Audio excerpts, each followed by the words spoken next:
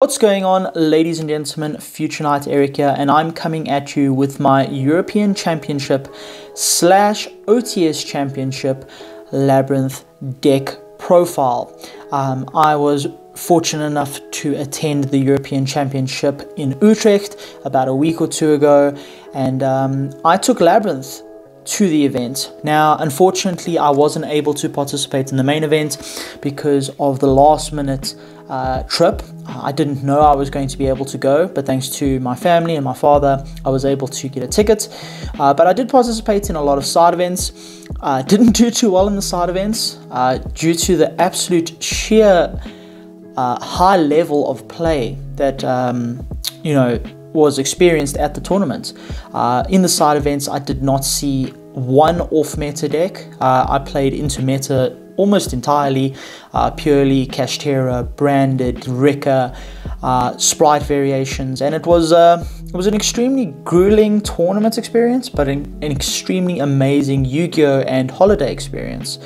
So I'm very, very grateful I was able to go. And of course, you see this absolutely stunning tour guide from the Underworld mat. Unfortunately, because I scrubbed out so hard in the side events, I didn't get this myself.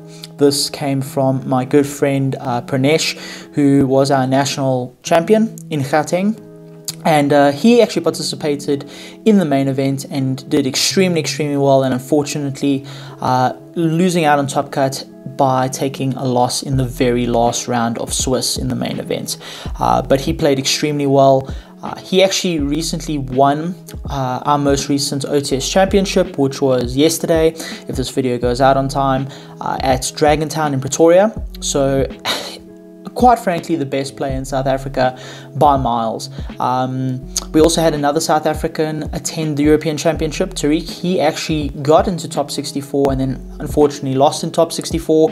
He was playing Dragon Link and he ended up 57th out of 1,910 people, which is absolutely insane. So yeah, overall just an amazing experience. I got to meet some of my Yu-Gi-Oh! Heroes. I got to meet Thomas Rose, who's pretty much the reason I play Yu-Gi-Oh!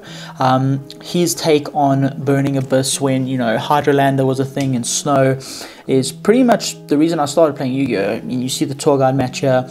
Those of you know me in person, I'll put it up, an image on the screen. I actually have a tour guide tattoo. She's absolutely my favorite card of all time, and yeah, I managed to meet him and get him to sign some of those. I also managed to meet Raphael Nevins, who was an absolute sweetheart, for lack of a better term. Absolutely amazing to chat to him throughout the weekend. He always checked in on me. I checked in on him during the main events and side events. And yeah, absolutely incredible guy. I also actually managed to get a photo with Jess, who ended up taking the entire main event, coming first, the new European champion. Exceptional player. I think the first thing I said to her when I saw her on the first day, the Friday, was that she's such an incredible player and she deserves to accomplish great things in the game.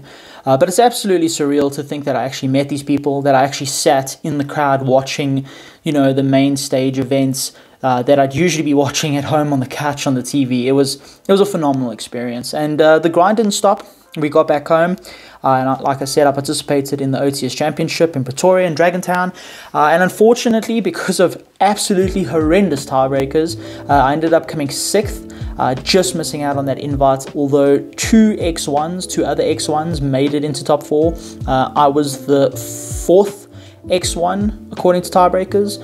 My matches, I was paired down pretty much the entire day.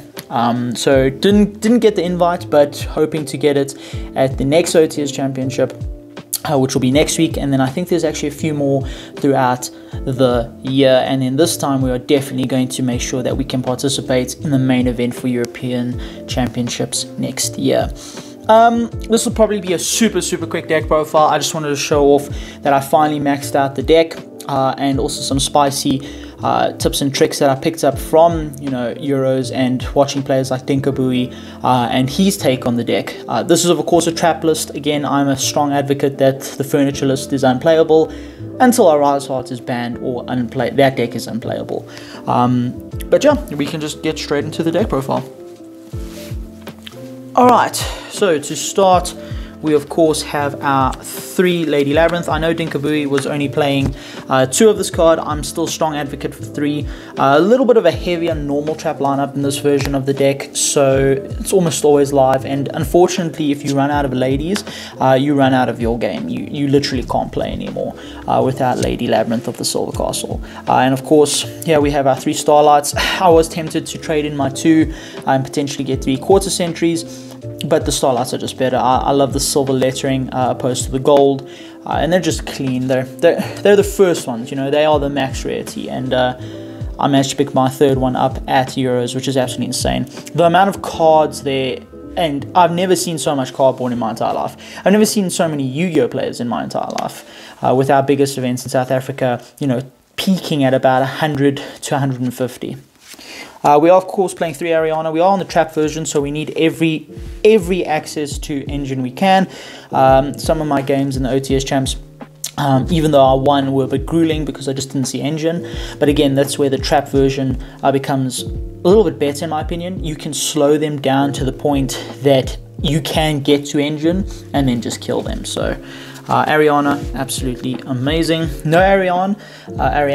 I do want to try her eventually, maybe as a one-of, even alongside these, just to get more normal summons, but I'm just too scared to, because when you get hand trapped on her, it feels really, really neggy. Of course, we are playing the one Lovely, and we are still playing 1 clock, and I say this in every deck profile, pretty sure I want to bump this up to 2. But that's pretty much the bare bone basics for the engine. And then a tip and trick I picked up from Dinkabui. 3 Lord of the Heavenly Prison in main. Obviously, I was playing Wannabe before this. Wannabe is absolutely incredible going first. It's probably better than Lord of the Heavenly just because it digs 5 more cards and gets you into another trap card, which is absolutely absurd. Lord of the Heavenly, however, is just insane. The protection from Lightning Storm and Harpies is absolutely crucial because those are the only cards that we insta-lose to. I think I was playing this in the side deck of my previous profile. It's in the main now. But yeah, this card in particular, Lord of the Heavenly, just helps you to OTK into a lot of boards and get access to engine that you know, we don't really have because we're not playing the furniture. And essentially this is sort of like Wannabe. It's furniture that does more than what the furniture does. Then opposed to Dinkabui, he was on a single Ash in his European profile, or Euros profile. In his German Nats profile, he was on 3. I'm on 3 Ash. I still think it's very important to play some kind of disruption that you can use against your opponent when they're playing. Just being, you know, sitting down and watching them go off sometimes hurts a little, and sometimes it gets to a point where even if you draw the right cards to out the board, it isn't enough. They just have too much to crack back with. So Ash is definitely, I think, you know, necessary in the main. And in case you didn't notice, I did pick up some Megaton Secret German copies here. Euros was crazy. But yeah, I think 3 Ash is still correct, especially into one of the hardest matchups, which is Branded. And then sort of on the same theory as Dinka, where he's playing 1 Ash in 2 Sphere mode. I'm playing the 1 Sphere mode. It's just to have that 1 out for the boards that get out of hand, and because we're playing Prosperity, you can dig for it. I think it's definitely necessary, at least one, either this or Kaiju's, but 1 Sphere mode often is enough to crack a whole board, and if you have another way to follow up that play, it becomes really, really strong. And then that is it for the monsters. For the spells, we are of course on the 3-pot of Prosperity, one of the benefits of playing traps, and 3 Super Poly. Obviously Dinkabui is on Super Poly in the main as well. This card is absolutely insane. Can't respond, it's disgusting. Of course we are on the 3 big welcomes. And the 3 welcomes, what I actually picked up when playing at Euros, and even at the OTS Champs here back in South Africa, is not a lot of people know that this can bounce your own cards.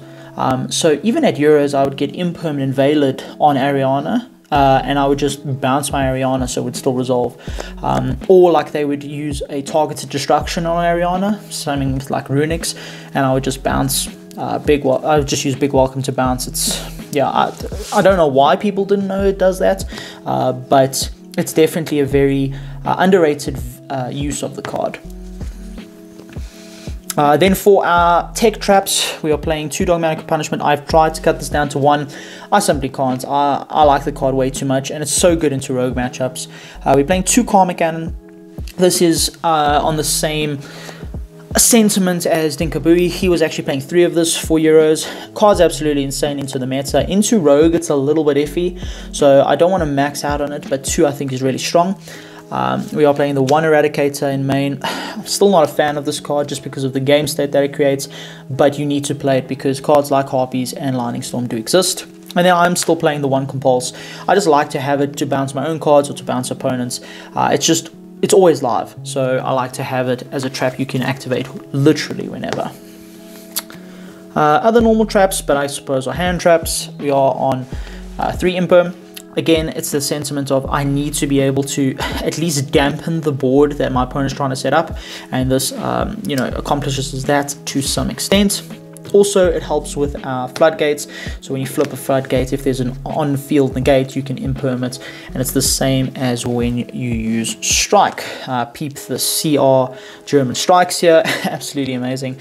Strike is absolutely incredible. I don't think the trap version of this deck can play without it anymore. And then finally, I am actually not on skill drain. I'm only on goes and match. Now, I've pretty much in all my videos explained why I don't like skill drain. And for Euros, I did actually play 2 skill drain, and I wasn't playing the Lords in the main, or Wannabe in the main, which was a bit of a mistake, I feel. But yeah, no skill drain, I think, is definitely the way forward, at least for me, because I feel like when you're sitting on ladies and a skill drain and set cards, if they draw the out to your back row, if they draw the Harpies, or they draw the Evenly, or they draw the Lightning Storm and they can resolve it, it becomes really, really disgusting, because what ends up happening is it leaves you with a lady, and then what, a lady that they can target that does nothing. You have no gas, you have no way of maintaining the snowball that you started to create. So I definitely don't think that skill drain is necessary in the deck. I feel like I play better without it. It's a bit of a crutch, I feel. It's like training wheels for the deck, and I prefer to play without it. At Euros I did play with it just because of how, you know, meta it was there, and when I did flip it most of the time, I did take those games, but it just puts you in such a point where if they draw a blowout card, you just lose. So yeah, I decided to cut it from my main list for the OTS champs here back in South Africa. For the extra deck, we're playing 1 Link Spider. This is an extremely funny story. At Euros, in one of the side events, I was playing against Dinos. They gave me a token while I had no monsters and Gozen was flipped. The token's Earth. Every time I attacked with the token, he would protect it. He couldn't summon anything because he was also under Gozen with a Oviraptor on board, which is dark. But it literally put us into, I think, a 40-minute game 1 just because I couldn't out the token. So as dumb as it sounds, you have space in your extra deck. I think this, I mean, Dino is at least a rogue deck, a tier 2 deck. I think it is worth playing the Link Spider if you do get into situations like that. And it also just makes it easier because you can out the token and then you can target things. You link into Link Spider, attack, crash hits, you're not under Earth anymore, or you can just link into this if you don't even have Gozen up, you just get rid of the token, which means you can target your opponent's cards. So I think this will stay in just because of that experience. And of course my teammate plays Dinos, so I think it's necessary. This is for Ibli. I think everything else in here is standard. Muckracker, I do kind of want to play 2. 2 doesn't really come up though. 1 Link 5. 2 Ensis, because we of course are still on 2 Punishment. If I was on 1, I'd only play 1. We are playing 2 Garua, 1 for Super Poly, 1 for the Link 5 Tri Brigade. We're playing Muckracker, Starving, and this one, the one that takes 3. The one that takes 3 is probably, I'm going to cut for a different Super Poly target. Dinkabui revealed a lot of Super Poly targets that I've never even heard of in his list, so I'm probably going to, you know, switch that out for one of those. It's more applicable. We of course have our Dragon Link Super Poly. I watched Dinkabui Super Poly, our South African player Tariq, and make this, and this is a pop as well, and it was just a game. Card's insane. And then of course I do fear the branded matchup still, so I'm still playing the 2 branded Super Poly targets. And then the last one, which you probably saw, is this thing. Again, Dinosaurs is not a great matchup. if they give you a token, you can use the token and conductor to make this, and this is 3-8, and then you can beat over either the Apollosa or the Lagia that they usually end on. So it's just in here. It didn't come up at the OTS Champs or in Euros, but I think it's very, very necessary. It's sort of the same idea as Link Spider, but it's only if you draw Super Poly. It's obviously a little bit better. And that's it for the extra deck. For the side deck, another reason we don't play the Furniture Builder is because we can't play this card. This was originally Drolls, but I felt that this is just better into everything. It's good into Runic and last 2 turns, so that they can't even use their Runic cards in your turn. It's good into Purely if they're not going second, because they can still Zeus you for like an infinite amount.